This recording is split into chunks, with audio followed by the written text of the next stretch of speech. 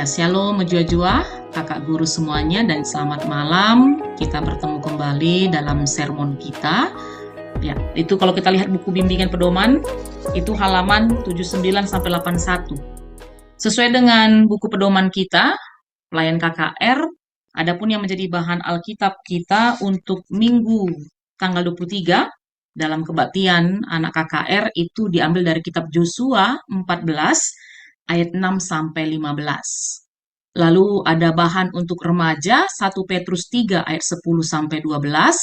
Tema kalau kita lihat itu di kelas balita dan anak kecil sama, yaitu jujur. Lalu anak tanggung dan remaja sebenarnya pengertiannya sama, jujur, honesty dalam bahasa Inggris ya.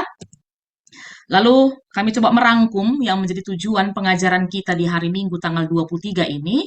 Pertama adalah anak dapat menyebutkan makna jujur menurut teks. Lalu yang kedua, anak dapat menceritakan pengalamannya hidup jujur. Lalu yang ketiga, anak dapat mendiskusikan pentingnya kejujuran pada zaman sekarang. Lalu yang keempat, anak dapat menyatakan tekad hidup jujur, bisa dengan ungkapan ataupun yel-yel. Adapun ayat hafalan atau invokasio dari Amsal 11 ayat 11 yang berkata, berkat orang jujur memperkembangkan kota, tetapi mulut orang fasik meruntuhkannya. Lalu ada metode, ya, cerita seperti biasa. Lalu lagu tema, itu ada lagu Aku Senang Jadi Anak Tuhan, ada kitab Denden nomor 350, Kelengi Kebenaran, dan juga ada lagu Hati-hati Gunakan Hatimu. Nah, sekarang kita mau baca firman Tuhan dulu dari Yosua 14 ayat 6-15. Kaleb mendapat Hebron. Bani Yehuda datang menghadap Yosua di Gilgal. Pada waktu itu berkatalah Kaleb bin Yefune orang Kenas itu kepadanya, "Engkau tahu firman yang diucapkan Tuhan kepada Musa, abdi Allah itu, tentang aku dan tentang engkau di Kades Barnea. Aku berumur 40 tahun ketika aku disuruh Musa, hamba Tuhan itu, dari Kades Barnea untuk mengintai negeri ini. Dan aku pulang membawa kabar kepadanya yang sejujur-jujurnya. Sedang saudara-saudaraku yang bersama-sama pergi ke sana dengan aku, membuat tawar hati bangsa itu, aku tetap mengikuti Tuhan Allahku dengan sepenuh hati." Pada waktu itu Musa bersumpah, katanya, "Sesungguhnya tanah yang diinjak oleh kakimu itu akan menjadi milik pusakamu dan anak-anakmu sampai selama-lamanya, sebab engkau tetap mengikuti Tuhan Allahku dengan sepenuh hati. Jadi sekarang sesungguhnya Tuhan telah memelihara hidupku seperti yang dijanjikannya. Kini sudah 45 tahun lamanya sejak diucapkan Tuhan firman itu kepada Musa, dan selama itu orang Israel mengembara di padang gurun. Jadi sekarang telah berumur 85 tahun aku hari ini. Pada waktu ini aku masih sama kuat seperti pada waktu aku disuruh Musa. Seperti kekuatanku pada waktu itu, demikianlah kekuatanku sekarang untuk berperang dan untuk keluar masuk. Oleh sebab itu, berikanlah kepadaku pegunungan yang dijanjikan Tuhan pada waktu itu, sebab engkau sendiri mendengar pada waktu itu bahwa di sana ada orang enak dengan kota-kota yang besar dan berkubu. Mungkin Tuhan menyertai aku, sehingga aku menghalau mereka, seperti yang difirmankan Tuhan." Lalu Yosua memberkati Kaleb bin Yefune, dan diberikannya Hebron kepadanya menjadi milik pusakanya. Itulah sebabnya Hebron menjadi milik pusaka Kaleb bin Yefune, orang Kenas itu, sampai sekarang ini, karena ia tetap mengikuti Tuhan Allah Israel dengan sepenuh hati. Nama Hebron dahulu ialah Kiryat Arba. Arba ialah orang yang paling besar di antara orang enak. Dan amanah negeri itu berhenti berperang. Ya, terima kasih Kak Mel. Sekarang 1 Petrus 3 ayat 10-12 kami akan bacakan buat kita semua. Siapa yang mau mencintai hidup dan mau melihat hari-hari baik, ia harus menjaga lidahnya terhadap yang jahat dan bibirnya terhadap ucapan-ucapan yang menipu. Ia harus menjauhi yang jahat dan melakukan yang baik.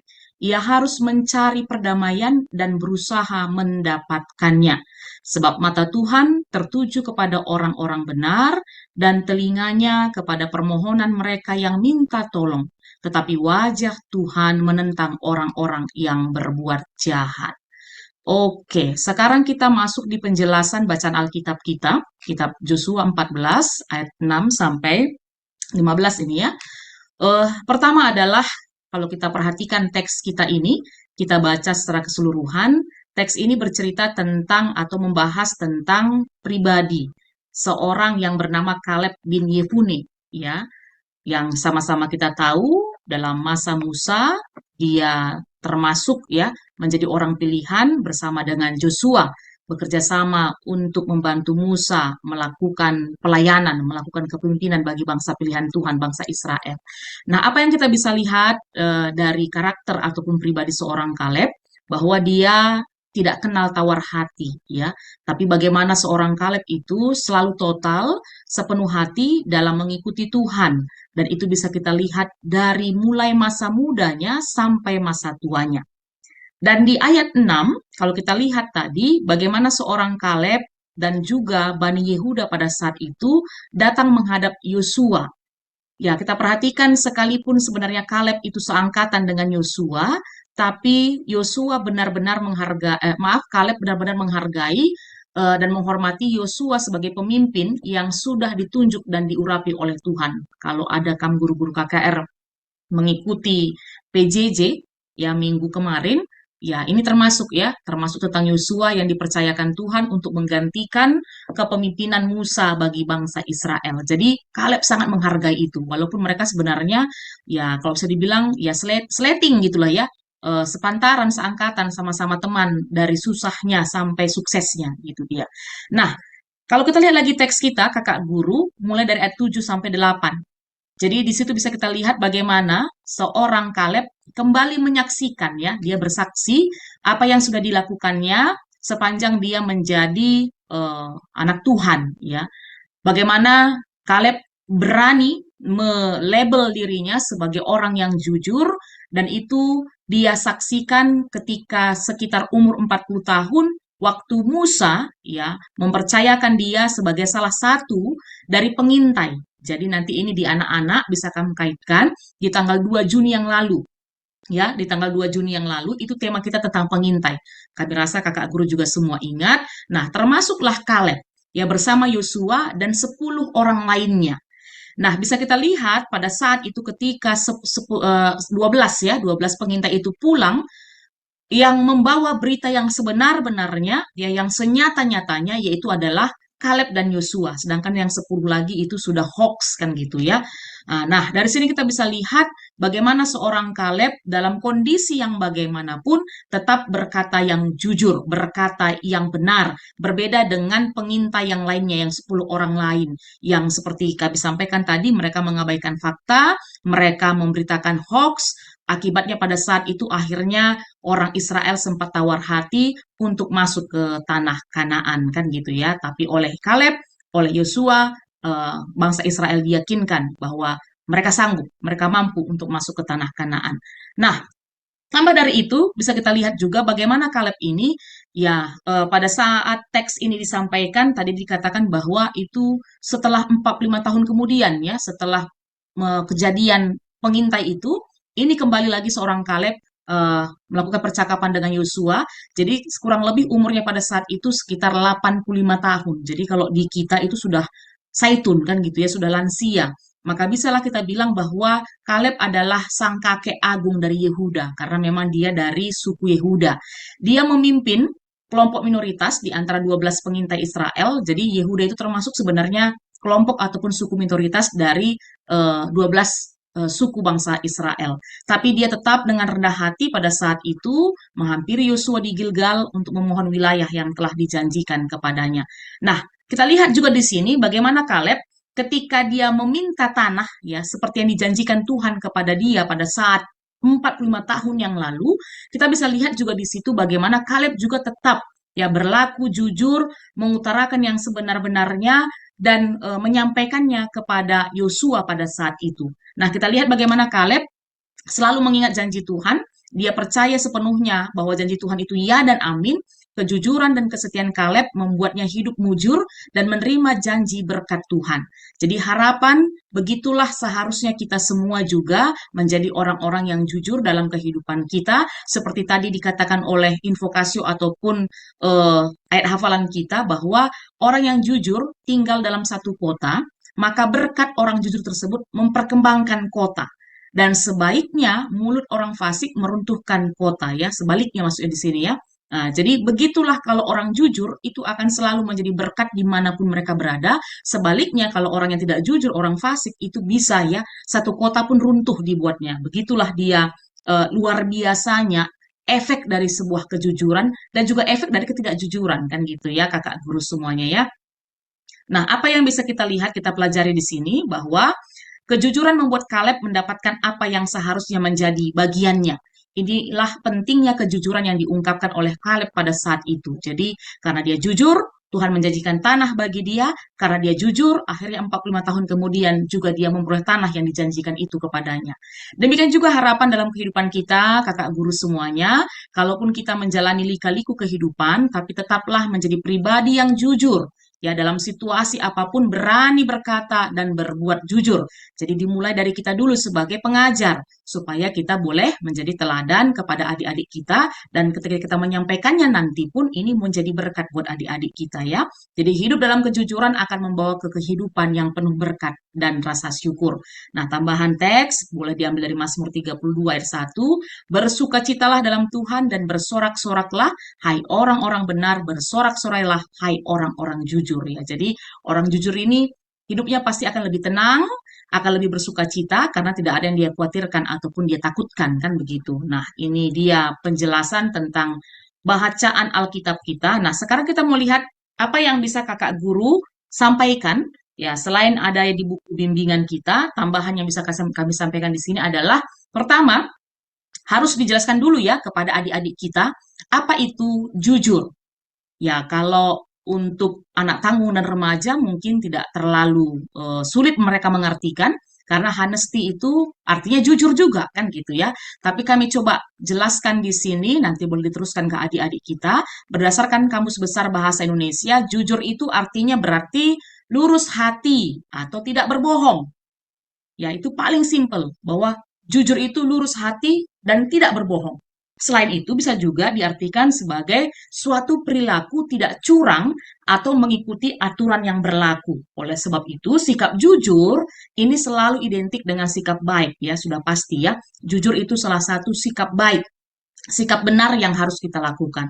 Nah, sekarang boleh nanti ya mau kakak guru sampaikan langsung contoh-contohnya atau diajak ya baik di balita, baik di anak kecil, anak tanggung dan remaja atau mereka yang kita minta untuk menyampaikan apa contoh-contohnya boleh juga kan gitu ya. Ini kira-kira contoh yang bisa kita sampaikan. Salah satunya adalah kalau orang tua suruh mengerjakan pekerjaan rumah, kerjakanlah dengan baik.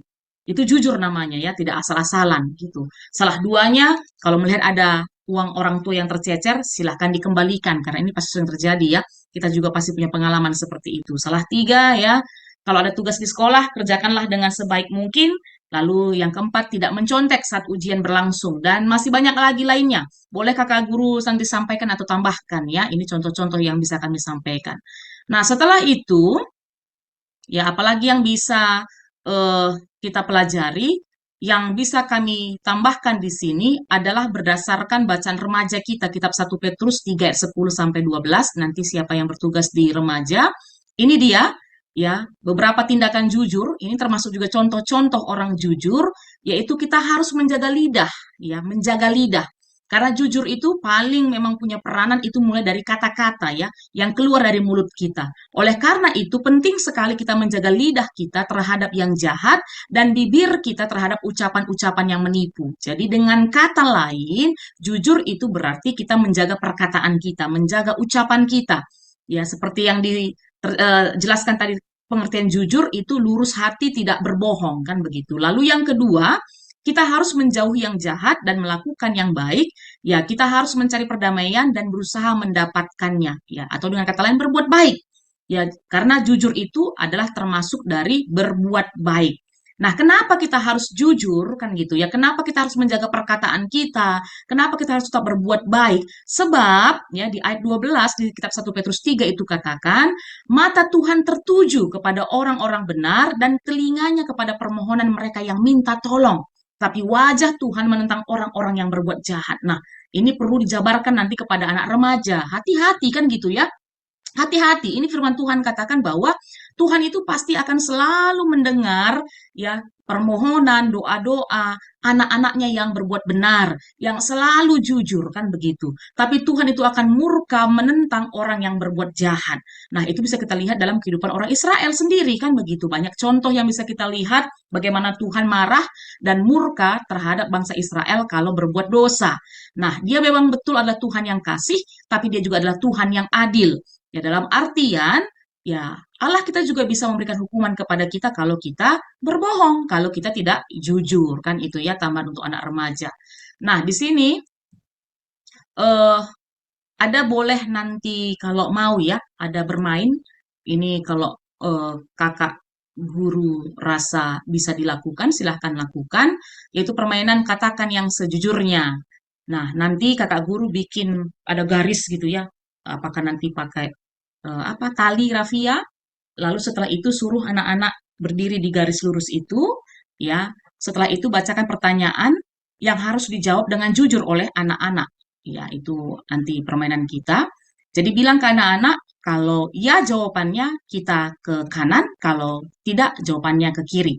Setelah nanti selesai semua permainan itu, minta salah satu atau dua anak untuk sharing, mengungkapkan perasaannya dengan jawaban mereka. Jadi betul nggak jawaban mereka? Jujur nggak mereka menjawab pertanyaan-pertanyaan yang kita berikan? Nah, ya pertanyaan bisa disesuaikan ya. Silahkan kakak guru apa mau yang ditanya silahkan. Ini hanya usulan saja. Contohnya seperti pernahkah anak-anak berbohong? Bagaimana perasaan anak-anak setelah berbohong? Gitu ya. Nanti boleh yang menyesalkah? Gitu ya. Silahkan nanti ditambahi dengan pertanyaan-pertanyaan lainnya. Lalu boleh juga ya, boleh juga ini ada lagi juga referensi kami berikan contoh perbuatan yang bisa dipercaya. Ini video ya. Kalau nanti ada fasilitas kita pakai apa namanya slide ya infokus silahkan. Ini nggak kami putar nanti seluruhnya ya. Tadi karena kami nggak share ini ya, nggak share dari duluan suara, mungkin nggak denger ya.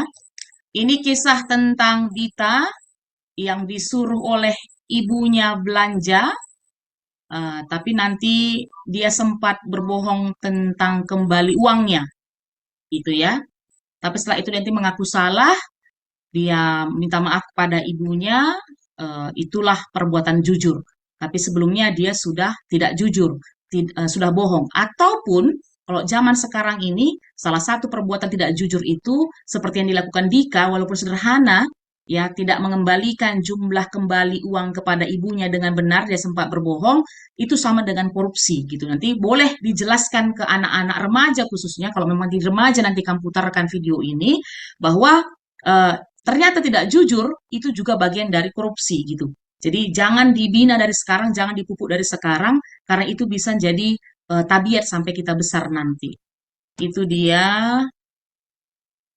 Jadi terakhir penutup yang bisa kami tambahkan, ya ajak anak-anak untuk belajar seperti Kaleb, ya karena Kaleb tokoh kita, nanti boleh dijelaskan seperti yang kami jelaskan tadi ya kakak guru ya, bagaimana seorang Kaleb, siapa itu Kaleb ya, sejarahnya, historisnya silahkan disampaikan ke adik-adik seperti penjelasan yang kami sampaikan tadi, dan lihat bagaimana ketika Kaleb jujur, dia disukai Tuhan dan diberkati, kan gitu ya. Maka apa kata firman Tuhan dalam Amsal 28 ayat 20? Orang yang dapat dipercaya mendapat banyak berkat, tetapi orang yang ingin cepat menjadi kaya tidak akan luput dari hukuman. Jadi semakin banyak dikasih ayat-ayat kepada adik-adik kita dalam nama Yesus melekat di pikiran dan hati mereka sehingga mereka boleh menjadi orang-orang yang jujur, itu harapan kita. Nah, setelah itu seperti aksi selanjutnya di buku pedoman dibilang ajak anak-anak untuk membuat yel-yel. Salah satunya ini ya, bukannya sebenarnya ini ungkapan hidup jujur pasti mujur. Atau selain itu silahkan nanti kakak guru ya, apa yang mau kreativitas dari adik-adik silahkan nanti diarahkan. Jadi demikian mungkin yang bisa kami sampaikan untuk materi kebaktian minggu kita di tanggal 23 Juni ini. Selamat melayani kakak guru, Tuhan memberkati.